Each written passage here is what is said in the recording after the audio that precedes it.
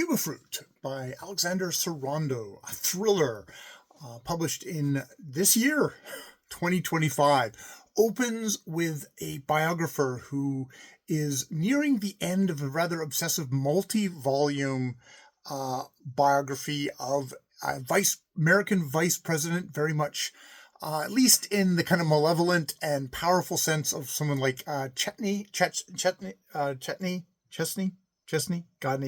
God knows what the hell his name is. Thank God this is my rough review of this.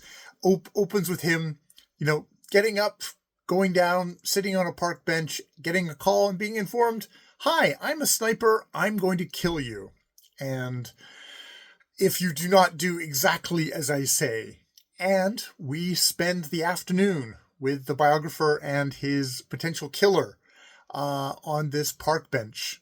And from there, we flash back into the history of a small South American country, which has definitely had all the fingers of the United States all over it. And the sniper in question has a gripe against the biographer for downplaying or forgiving, perhaps, the vice president's role in genocide that took place in the South American country with the overthrow of one kind of authoritarian guy for another authoritarian guy. Cbfrt, the title, refers to this kind of fictional Cbfrt, which makes a drink perhaps almost narcotic in its powers. Perhaps a part of the reason why the United States is interested in this. There's a large company, I'll have to get the name of a large corporation that's interested in maybe getting this drink to mass produce it for their own exploitation. But going through the various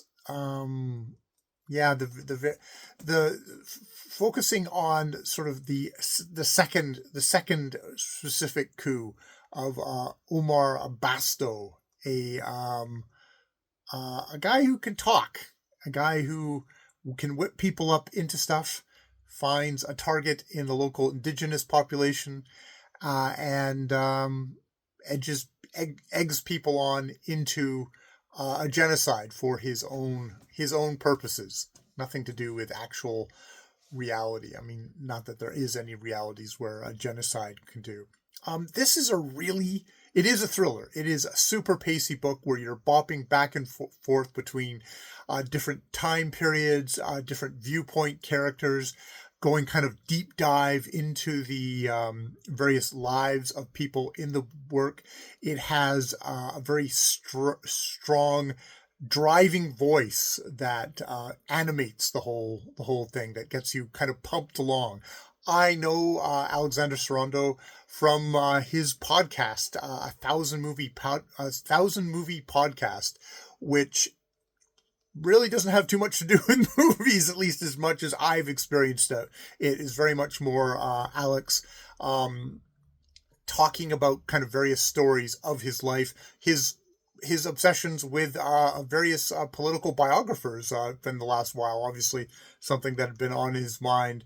And, there's an interesting conjunction here in this book of how writing about something can conjure it into being, and what is the responsibility of a writer when that happens. And that is indeed kind of a reckoning that happens to the biographer in this book. There is a lot of characters, so you have to be prepared for just having a whole bunch of different names and different people flung at you. I maybe didn't keep track of it completely all the time. I think it's all there. It's just, first read of this thing, it really kind of it zips by, but in a very kind of invigorating, driving sort of way. I read this book pretty damn quickly because it is a thriller and it does set its hooks into you. And so I really enjoyed it, just on the thriller level. Yeah, there is something about kind of a writer and how what their responsibility is in that. There's a thing of just kind of the cyclical nature, perhaps just the cycles of a situation where things just keep going wrong again and again in different but the same ways. The Definitely the ugly history of the United States um, being one of the drivers of that cycle. So all that goes together to make a really kind of a really compelling book. So yeah, I would totally check out Cbfrt by Alexander Sarando. All right, more videos later.